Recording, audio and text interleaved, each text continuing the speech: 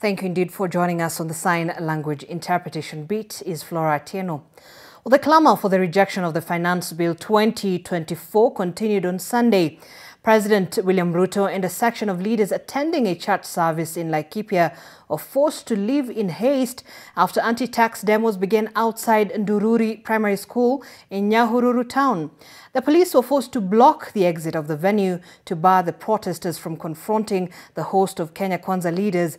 As NTV's Ruth Sarmoi Chesenge now reports, leaders present were denied a platform to speak politics during the service led by Anglican Bishop Jackson Olesapit.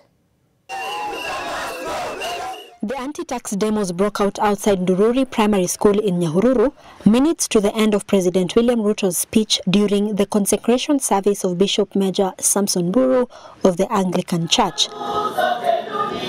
Armed with placards denouncing the bill, the protesters were blocked by tens of police officers from advancing to the exit of the venue to confront the leaders, as presidential escort unit hurriedly whisked the president out of the vicinity, same to over 20 Kenya Kwanza MPs present. The protesters would later overpower the uniformed forces and gain access to the church grounds. Before the fracas, Ruto lauded the boldness of the Gen Z-led protest. I am very proud of our young people. They have stepped forward tribeless. They have stepped forward peaceful.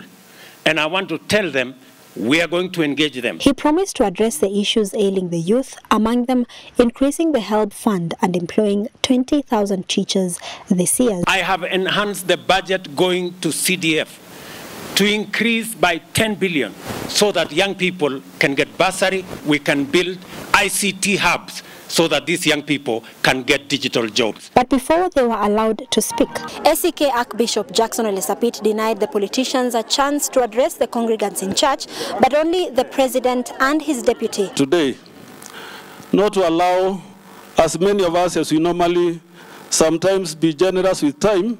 Efforts by Deputy President Rigathi Gachagua to have Naomi Wako, the Deputy Chief Whip of Majority, address on behalf of other leaders were futile. Pia tu mmoja lakini wewe hawezi haribu. Kwa sababu gani hawezi haribu? Ni mmoja wako. It's part of your clergy. Ni canon. Ni bibi ya bishop. Nisimpatie. Huyu nilikuwa nataka huyu Naomi Wako.